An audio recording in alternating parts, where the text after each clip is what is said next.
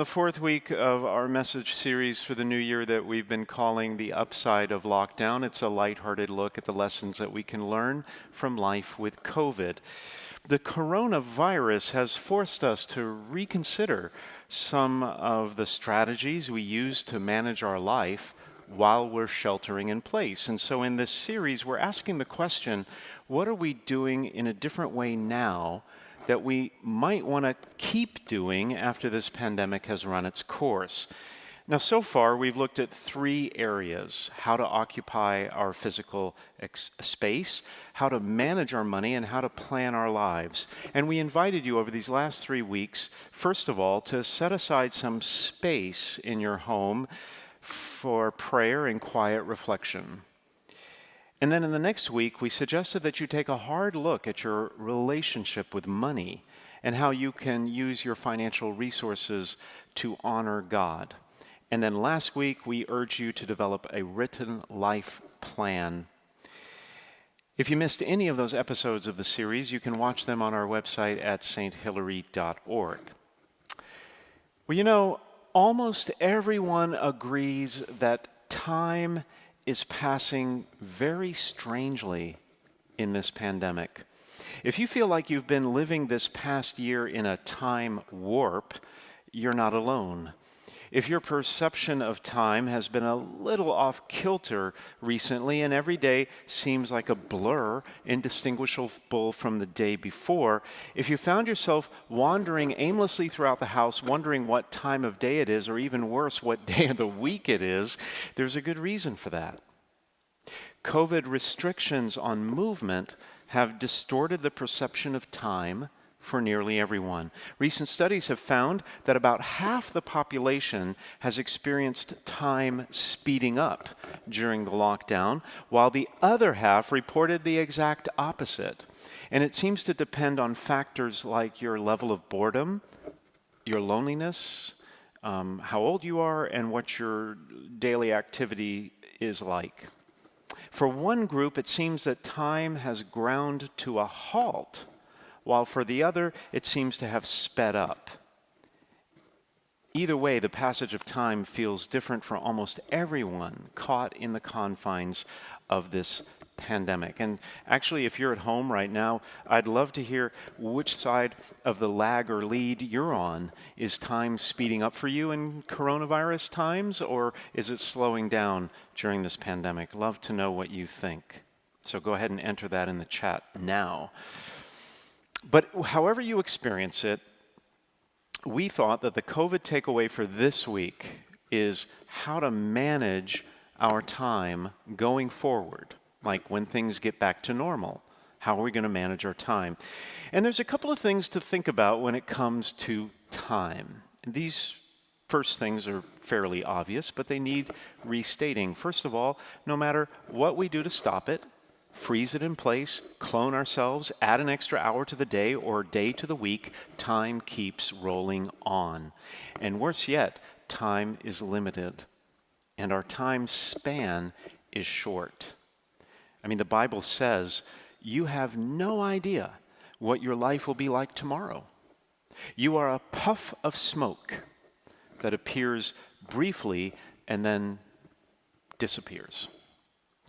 In other words, time is in short supply. That's why the first reading today says, "My days are swifter than a weaver's shuttle, and my life is like the wind." Time is a scarce resource, and once it's gone for good. There's no getting it back. And because of that, because time is scant, it matters. Time matters. Every day is precious. Every minute counts. Every second is a priceless resource. Take a look at this.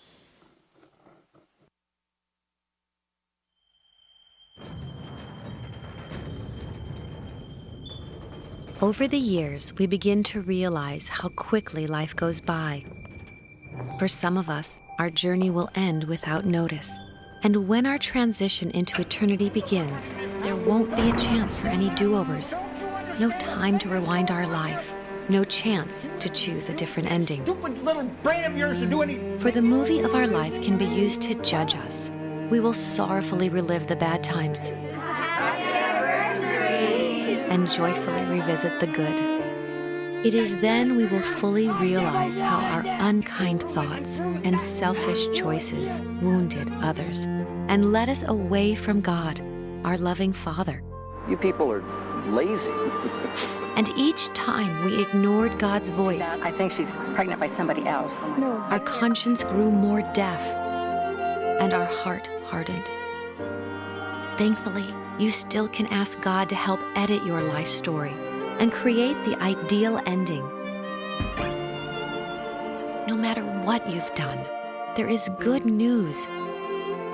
Since Jesus came not to condemn the world, but to save it. Jesus can heal your memories and forgive your past if you accept His mercy. You really can be freed from the addiction of sin and find lasting peace. Imagine hearing God say after your life's movie, "Well done, good and faithful servant." It all starts by asking Jesus to help you now. If you've been waiting for a sign, this is your chance to begin an adventure with God that will last forever. Learn more at CatholicsComeHome.org. Trust in Jesus and find hope, forgiveness, and a more abundant and everlasting life. Visit CatholicsComeHome.org.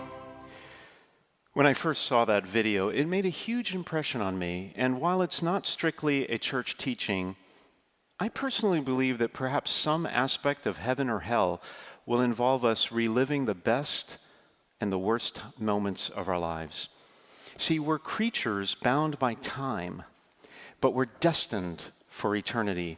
And because of that, how we spend our time now affects how we will spend eternity. The choices we make in the present moment sound forever, because time matters.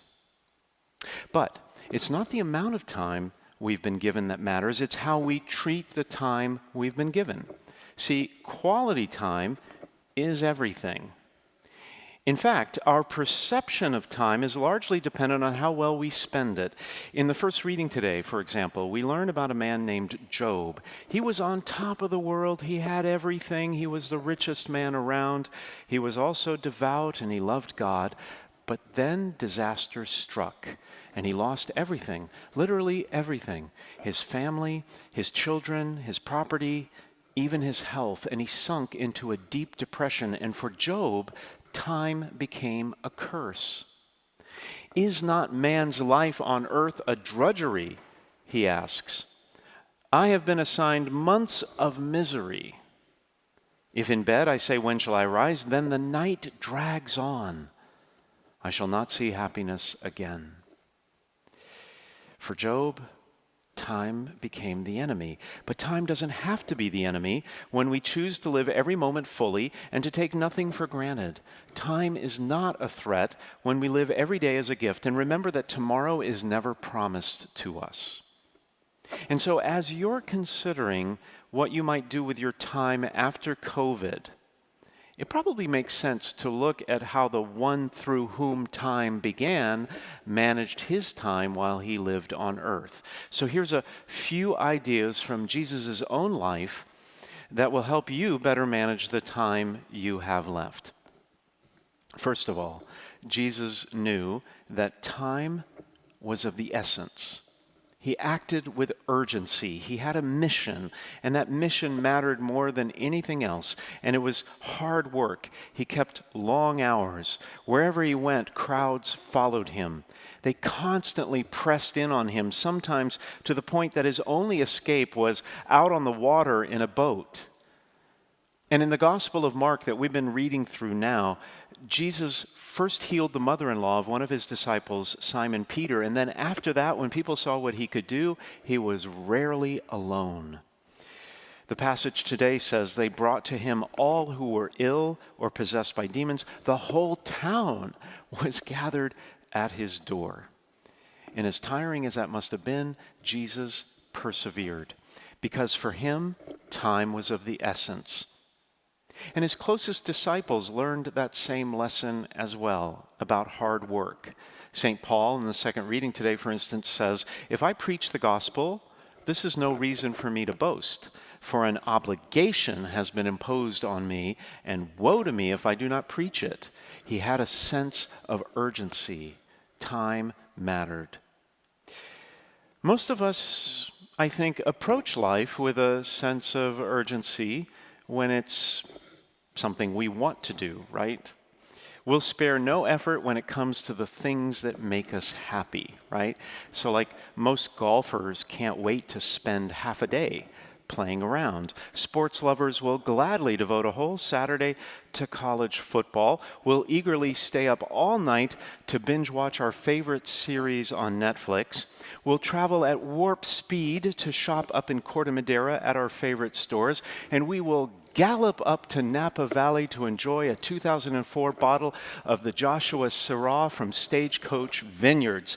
If it's something we like to do, we're going to move at warp speed because we know that time is of a premium.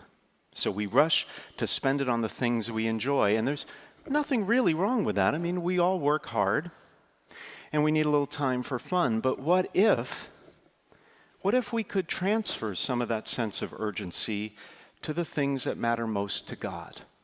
You know, like our spiritual growth, our discipleship path, praying and reading the Bible every day, talking about faith in a small group, and serving in a ministry or helping the poor.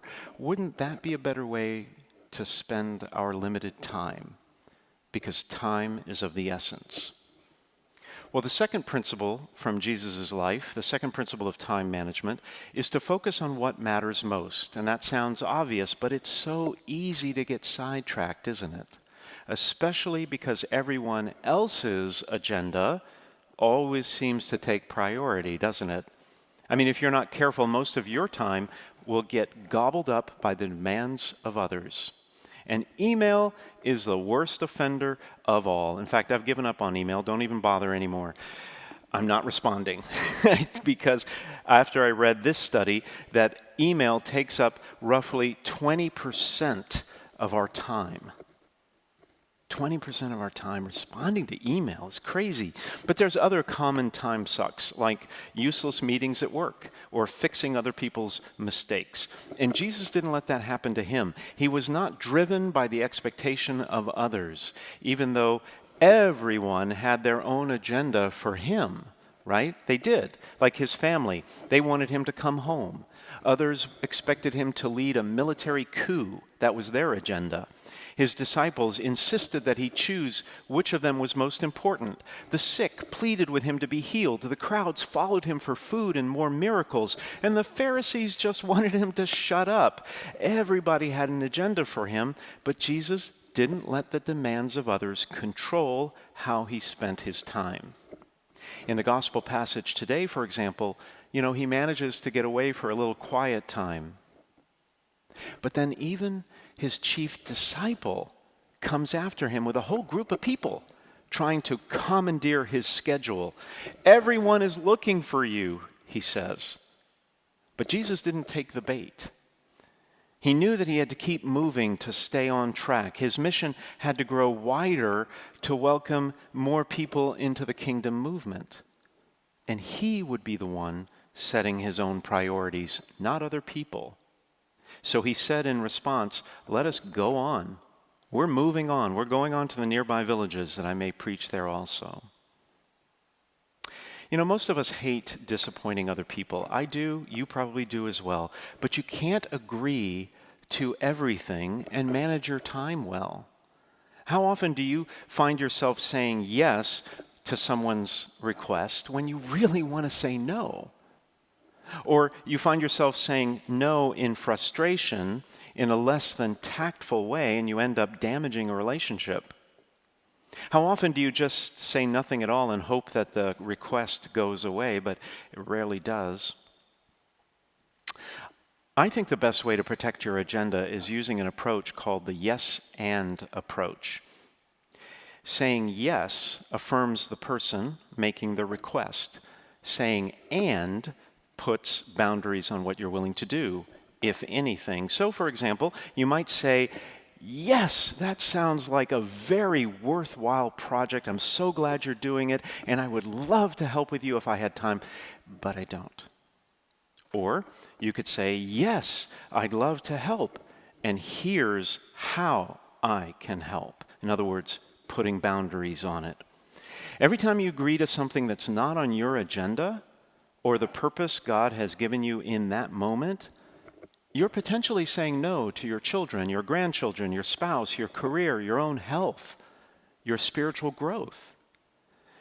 Helping other people with their needs and requests, it's a good thing to do, don't get me wrong. It's a worthy thing. But every time you're tempted to say yes, ask yourself this question. Will that good thing I'm doing to help someone get in the way of the great thing, the most important thing God wants me to do? If you're home on the chat, I'd love to hear about how you handle people trying to get you to do what they're supposed to do and try to hijack your agenda. I'd love to know your technique. Enter it now, and I'll take a look at it later. Well, the third time management principle from Jesus' life is to allow some interruptions. Sometimes God will put people in your path that you don't expect, but it feels important in the moment to stop and make time for them. That's why we have to sometimes allow some interruptions. Jesus was interrupted all the time. All the time. Once he was preaching to a packed house. The crowd was so large it spilled out onto the street, just like tonight, right here at St. Hilary.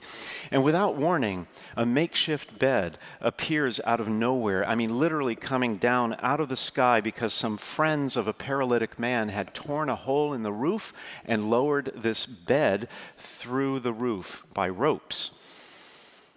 Jesus was interrupted. On another occasion, a blind beggar once cried out as Jesus was walking with a sizable crowd. He said, "Son of David, have pity on me." Jesus was interrupted by his frightened disciples when he was sleeping in the boat as they crossed the Sea of Galilee during a storm. He was interrupted while he was eating at a dinner party by a woman who barged in and threw herself at his feet. He was interrupted so often that even his interruptions were interrupted. One time he had just gotten off the boat and he was about to preach to the crowds on the seashore when a synagogue official ran up to him and begged him to come to his home and heal his daughter. He was interrupted. And just as he was starting down the road to help the man, a woman who had been hemorrhaging for 12 years touched his garment and caused a great commotion. His interruption was interrupted. But you know what? In all of these cases, Jesus reacted with kindness and with love. He healed the paralytic man. He gave the blind beggar his sight. He taught the disciples about fear and faith. He forgave the woman's sins. He cured the woman who had touched him. In fact, the Greek word for cure that's used in the passage today for Simon Peter's mother comes from the English word which is therapy, which suggests that Jesus treated each suffering person with tenderness, even though they had interrupted him. It was in these critical moments when his mission was interrupted that it actually grew deeper because of the time he spent with each person and their personal attention he gave them. Their faith increased, and some of them followed him. So you might be saying, Father Roger, it sounds like you're talking out of both sides of your mouth. You're telling me to guard my agenda, and now you're saying to allow some interruptions. So how do I know when I'm supposed to say no and protect my schedule and when I should allow an interruption? Well, it all comes down to this question. What is God's purpose for you in that particular moment? Sometimes other people's requests will simply pull you off course from your true mission. At other times, the interruption is the mission. Either way, it's up to you to decide, not other people. Well, the last principle of time management from the life of Jesus is essential for your spiritual and emotional health. No matter what else was going on, Jesus recognized the need for rest, even in the face of pressing need. After healing people late into the evening the night before, Jesus got up very early before dawn In the gospel passage we heard today, he left and he went off to a deserted place where he prayed. We all need a haven from the hectic pace of life. Without adequate sleep every night and time away from the grind to rest, you will jeopardize your health, your spiritual well-being, and ultimately your productivity and level of success in every area of your life. If you want to serve God by being a better parent, a more loving spouse, a more responsible worker, a more attentive friend, a better student, you need rest and you need time away. You need a sanctuary wherever you can find one, as this busy mom figured out.